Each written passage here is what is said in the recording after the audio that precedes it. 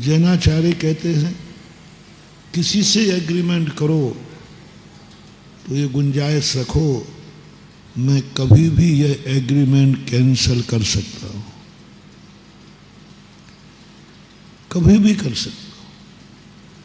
ठीक है, 1-2 दिन की वार्निंग दे देंगे, लेकिन सभी एग्रीमेंट ऐसे नहीं होते। जिनमें कोई इन्वेस्ट नहीं करना है वो तो कर लेगा, लेकिन जिसमें करोड़ों रुपया इन्वेस्ट करना है वो तो ऐसा एग्रीमेंट नहीं करेगा।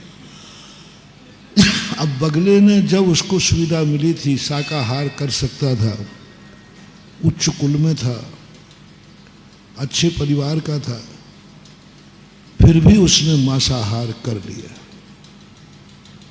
नीच कुल वाले ने नहीं।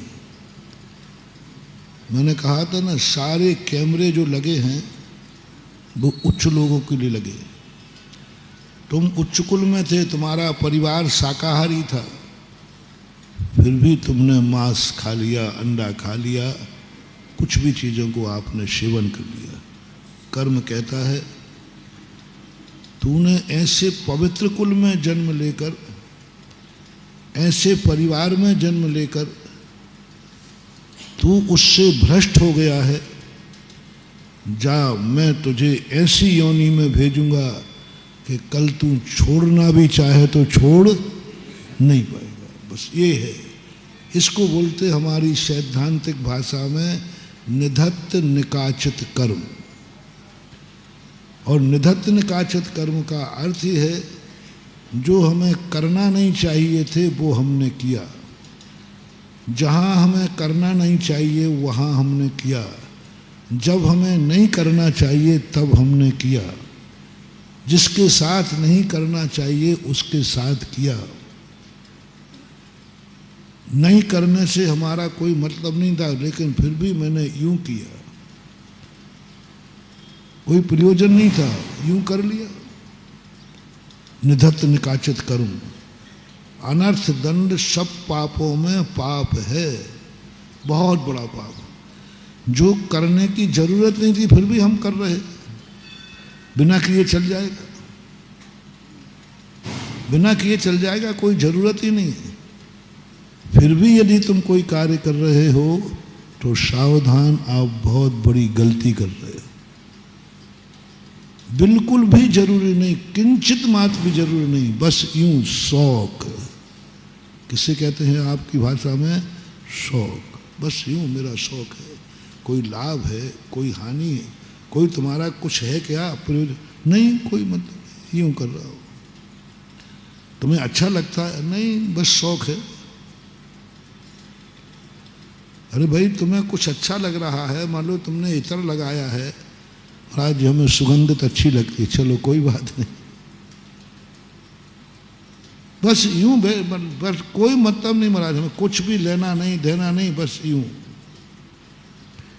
जो गुंडे लोग होते ना, वो क्या है, चलते हुए इधर आ और एक झापड़ मार दिया, बोले साहब क्यों मारा? फिर मैंने तुमसे कोई गलती की हो, हम तो कुछ बोल ही नहीं रहते, यूं। बोले ज़्यादा मत बोलना। बोले साहब मैं यही तो पूछा। बोले क्यों? बोले मेरी मर्जी, मारना था मार दिया, जब बस खत्म बात। अब ये कोई मतलब नहीं है।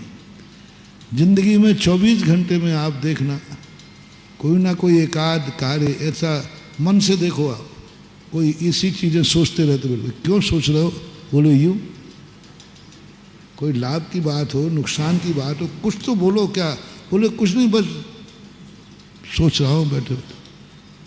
किसके संबंध में सोच रहे? क्या सोच रहे? बोले ये तो कोई पर्पस तो कुछ है नहीं। क्या देख रहे हो? बोले यूं।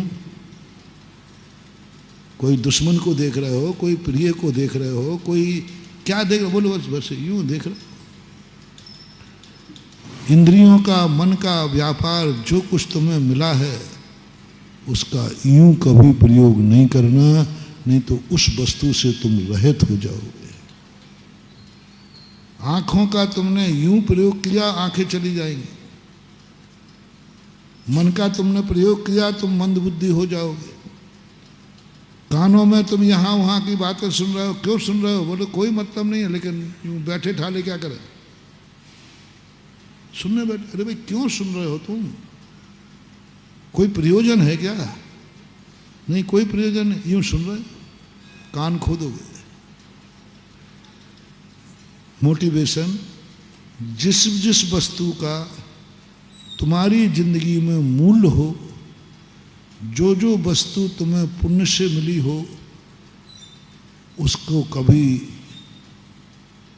यूं नहीं करना, अनर्थदम नहीं करना, उसको निर्मूल नहीं करना। कान अनमोल हैं, आंखें अनमोल हैं। जिनकी आंखें नहीं हैं उनसे पूछो आंखों की कीमत क्या है। नहीं, आंखों का यूं उपयोग नहीं करेंगे। जिससे भी देखेंगे, जहां भी देखेंगे, कोई ना कोई हमारा प्रयोजन होगा। राग द्वेष का प्रयोजन सही, कोई बात नहीं।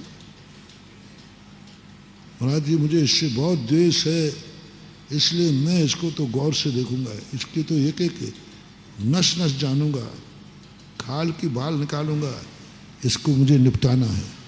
चलो कम से कम कोई एक कारण तो बना, कारण तो बना कि भाई तुम्हारी इससे दुश्मनी है, इसको तुम्हें बिल्कुल इसकी सारी फूल पट्टी तुम्हें चाहिए है, इसलिए तुम कर रहे हो। उतना निधत्त निकाचित कर्मों का बंध नहीं होगा। इससे हमें राग है महाराज, इसलिए हम इससे मन में पूरी जानकारी रखना चाहते।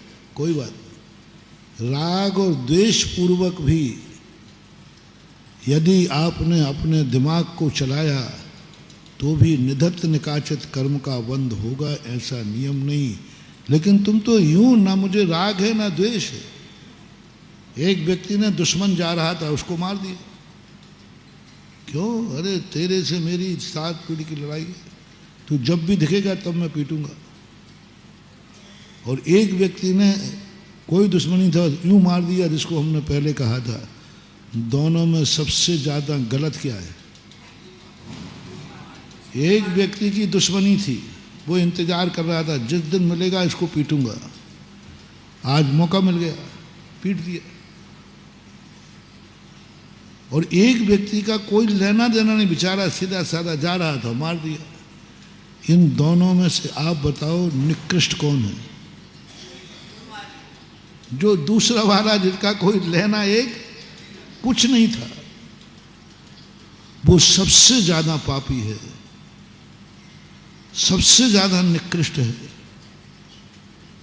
डाकू से भी बड़ा आतंकवादी पापी क्यों है? डाकू उसी को मारता है जिससे उसका मतलब होता है, उसको धन चाहिए, चाबी चाहिए। लेकिन आतंकवादी उनको मारता है जिनसे उसका कोई लेना देना नहीं, कोई लेना देना नहीं। इससे तुम्हें लाभ है क्या? इसको कुछ नहीं, बस यूं हमें जिहाद फैलाना है।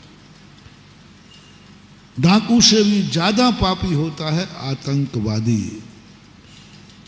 क्योंकि वो निष्प्रिय, कोई मतलब नहीं, जिस चाहे को मार देगा। भाई यहाँ सब लोग कोई तुम्हारे कोई दुश्मनी, कुछ आतंकवादी की किसी से दुश्मनी नहीं होती है। जय जिनेंद्र, अगर आपको मेरी वीडियो अच्छी लगती है तो प्लीज़ मेरे चैनल को सब्सक्राइब करिए, लाइक करिए, शेयर करिए। इसी तरह से अपना प्यार मुझे देते रहिए।